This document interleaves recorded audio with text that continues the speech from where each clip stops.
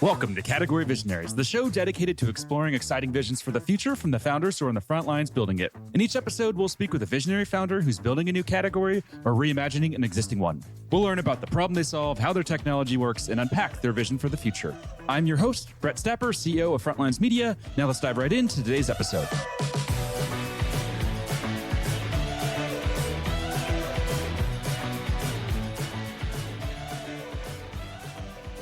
Hey everyone, and welcome back to Category Visionaries. Today we're speaking with Veer Gidwaney, CEO and founder of Ansel Health, a supplemental health insurance platform that's raised nearly $50 million in funding. Veer, welcome to the show. Glad to be here. Thanks for having me, Brett. No problem. Super excited for this conversation. Let's go ahead and jump right in. Talk to us about what you're building. Yeah, we've built a brand new supplemental insurance product that aims to help folks avoid financial distress that often comes with a health hardship. And at the end of the day, try to make sure that people have money when they need it in times of tough circumstance. How'd you get into this? How'd you observe in the world that this was a problem that you should dedicate your time and energy towards solving? Yeah, I've been in the health and benefits space now for 15 years or so. My last company was also in this space. But generally speaking, I think all of us, we all have health insurance and we're exposed to the challenges of health insurance as just citizens on a day-to-day basis. And when you look at the fact that about 100 million Americans have medical debt, which is, every time I cite that, it's a staggering number to just think about. It's a big problem. And so how do you make sure people can deal with health hardship? That's something that I think a lot of folks can get their minds around as being an important problem to solve. And, through my journey in particular and the team here, we've all sort of been exposed to the world of health and benefits. And this was a problem really worth solving. If we look back at your last company, I see that was founded in 2010. Your current company was founded in 2019. What's the biggest difference in building a company compared to 2010? Yeah, look, the world's constantly evolving, of course. I think that the biggest difference is just, I'll take it more, things that have changed with me and the team that I work with is that, one, we're just more experienced. Starting a company in your 30s is different from starting one in your 40s. But also, I just think that as time goes on, you start to think about more fundamental problems. And, our prior company was a technology company that helped around the administration of benefits, whereas Ansel is focused on the core insurance product and how to make it as good as possible. And I think that sort of evolution of trying to do something that's more challenging and have bigger impact is definitely a big difference between then and now. How did it feel making that big exit? So I see the company was acquired, was that 2017 or it looks like 2018? What was that like, on the day that happened? Well, I think like anything, it's a journey, right? And that company end to end was about 10 years. And I think at the end of the day, it was really great to see there be a company that could help take it to the next level. And I think for our team and our investors and our customers, I think it was just a really positive thing to do. And yeah, tough to reflect back on that actual day, but I know that we felt we were sort of entering a new chapter and one that had a lot of potential. So I was excited about it. Did you go through any depression after? A lot of the founders that I've talked to who've had an exit, they say that they go from, their days are crazy, their inboxes are full, and then all of a sudden, they don't really have that much to do. They get bored. I had one founder on who said, he started organizing the spice rack, and that's where he knew it was time to go do something new. Did you experience that at all, or did you enjoy the time off that you had?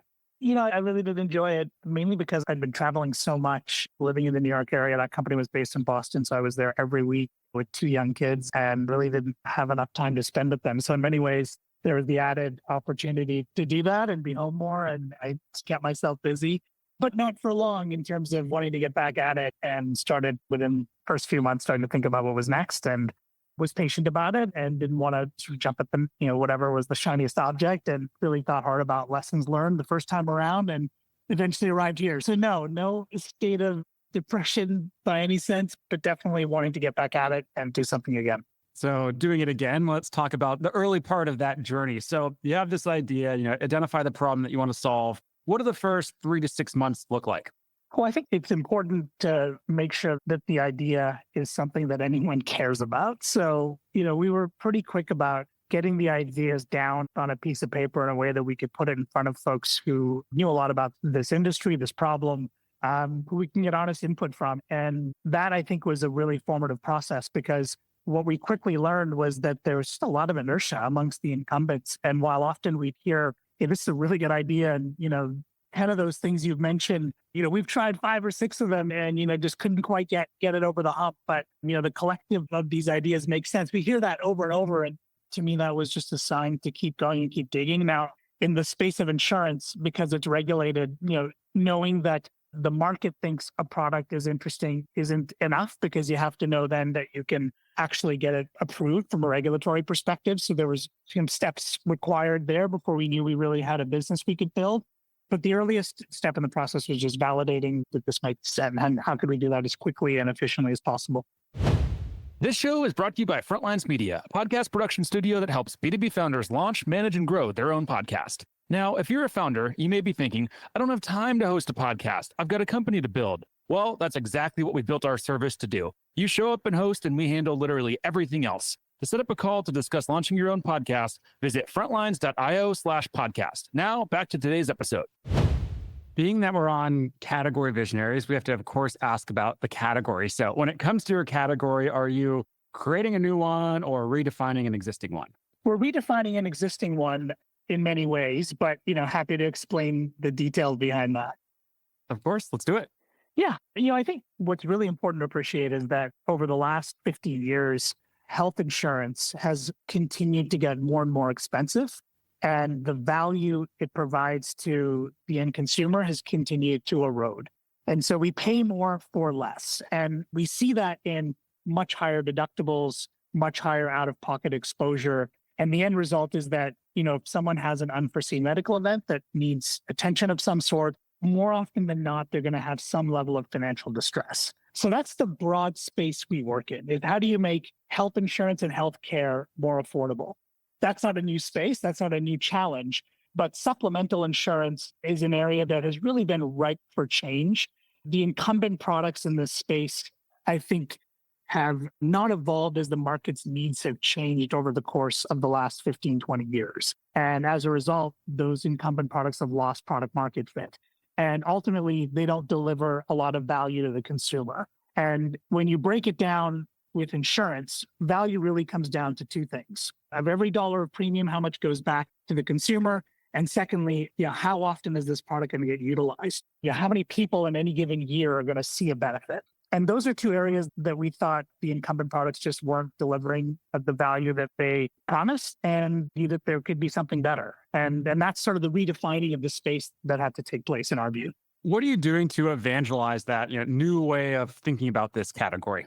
Yeah, well, part of it is making sure that the value chains and benefits really understand. Most people get their benefits through their employer, and most employers work with brokers and insurance carriers, to bring those products to their employees. So it's important for us to make sure that the brokers and employers know about where Ansel offers different value from the incumbent products, and making sure that we're explaining that as simply as possible and really driving home the points that matter the most. One of those is just how easy it is to pay claims. I think most of us have experienced the challenge of filing a claim for health-related products, and there's a lot of denials. There's a challenging process. We've managed to automate the vast majority of our claims. So 3/4 of our claims don't require the consumer to do anything. We're proactively paying the claim based upon data that we're collecting from others, which creates obviously an exceptional experience. The best possible insurance product is one that you don't have to think about. And that's led to a net promoter score that has been consistently in the high 80s for us over the last couple of years. That can't be common in healthcare to have a high net promoter score. It's not. In fact, we're a complete outlier there. And, part of that is just good customer service and, automation like we talked about. But at the end of the day, what matters most is, when I'm in a time of distress, is this product going to deliver for me? And that's what we try to focus on every day. When it comes to milestones, what's like a recent milestone that you recently crossed that you can share? Yeah, I think really important one is what I highlighted a few minutes ago, that we've gotten to the point now where 3/4 of our claims are paid automatically. We've had our biggest year this past year in terms of large employers, north of 1,000 employees coming on board with Ansel, which I think is, for any new insurance company to be able to gain the trust of larger employers, I think is a really important evolution. We brought on our first 2 Fortune 500 clients this past year as well. So there's some really, I think, important milestones for our evolution as a company. What's the go-to-market motion look like that's helped you achieve that type of growth and to pull that off? If we think back to the go-to-market strategy, like where did it begin and what's it evolved to today? Yeah, well, the strategy has been the same since the start, but it's taken a while to fully put into effect. So one key observation on our point early on was that this is a market that can really expand, meaning that a lot of people don't have supplemental insurance because the right product hasn't been brought to them. So if you have that right product, which we think we do, then you have this market expansion opportunity. In our view, supplemental insurance as a market should be 4 or 5 times bigger than it is today. So if you have that perspective, then part of the thinking that we've had is, how do we form a coalition of companies that can help us accomplish this goal together? And more specifically, are there existing insurance companies, even incumbents in the space today, who would want to partner with us? And so early on, we came up with this model where we would use the platform that we built to power other insurance companies to bring their own versions of Ansel to market. So we have a handful of partners and companies that are well known that have their own versions of our product that they take on the risk. It's their brand, but it's running on our platform. And that go-to-market motion has allowed us to gain the credibility of those brands, to gain the access to their own distribution channels, because they've been around much longer than we have, much more strong and broad than we could do on our own. And by getting that alignment, many who are investors in the company as well, it's allowed us to, I think, scale more quickly and gain relevance in the market in a more meaningful way.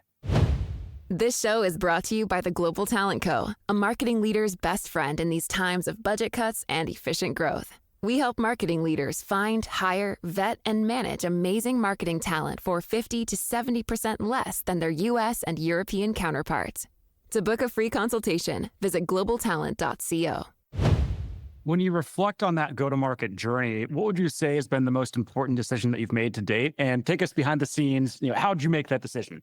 I think a key decision was to own as much of the platform that runs our product as possible. And I'll explain how we got there. But the advantage of that is that we can much more easily adapt it to the needs of our partner carriers and hold that overall control on how the product performs. And secondly, it gives us the ability to influence automation a lot more effectively. So if you're going to have an insurance product that delivers more value to the consumer, then you have to make sure it runs as efficiently as possible. So early on, we weren't sure that that was the right decision. And so we looked at a number of other existing platforms to assess whether they made sense, but quickly concluded that the right idea was to build most of it on our own. One key additional decision along the way was to choose the underlying data infrastructure that would sort of be a core component to the platform. And that decision was to leverage Salesforce at the programming level. So we're coding in Salesforce to be able to manage some key workflows. So that's allowed us to have the best of both worlds, where we can get a lot of the scale that comes from Salesforce, but on top of it, have a tremendous amount of control and customization with what we've built around it.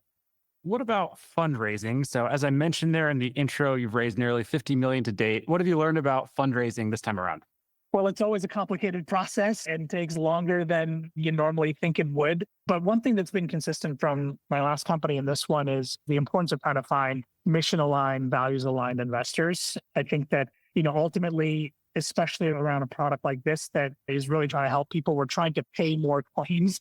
And it takes, I think, a really seasoned kind of investor to appreciate the impact that that can have. And we've been grateful to have folks that share that mission and really understand what we're trying to accomplish. And I think values alignment really matters too, because, at the end of the day, you're working closely with those investors, with your board, with your leadership team, with your broader team. And I think having people that, share a common set of values is really important when you're building anything that's hard and, valuable. When it comes to top priorities for 2025, which we're depressingly already like 1 month in, what are the top priorities for the year?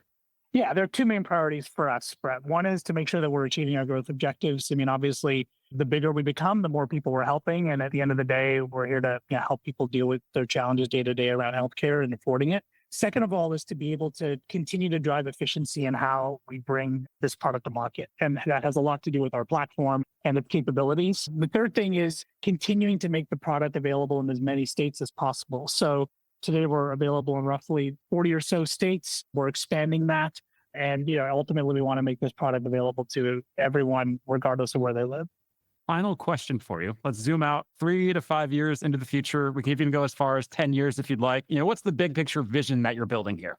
I think at the end of the day, if everybody can feel secure in the insurance they have related to their health and feel as though that they can deal with any challenges that come their way, then mission accomplished for us. I think, unfortunately, for most people today, they know and viscerally feel that they're one emergency away from having to make some really tough choices. And I think that in a wealthy, advanced country that we live in, that shouldn't be a stress that people face. And I think we can solve that with a really good product like ours. Amazing. I love the vision. I really love this conversation. We're going to go ahead and wrap here. Before we do, if there's any founders that are listening in and they want to follow along with you and your journey, where should we send them? Joinansel.com. You can also follow us on LinkedIn, and obviously happy to chat with anybody who ways to collaborate and share stories. Always open to it. Amazing. Well, thank you again for taking the time. It's been a lot of fun. My pleasure. Thank you, Brett. This episode of Category Visionaries is brought to you by Frontlines Media, Silicon Valley's leading podcast production studio. If you're a B2B founder looking for help launching and growing your own podcast, visit frontlines.io/podcast. And for the latest episode, search for Category Visionaries on your podcast platform of choice. Thanks for listening, and we'll catch you on the next episode.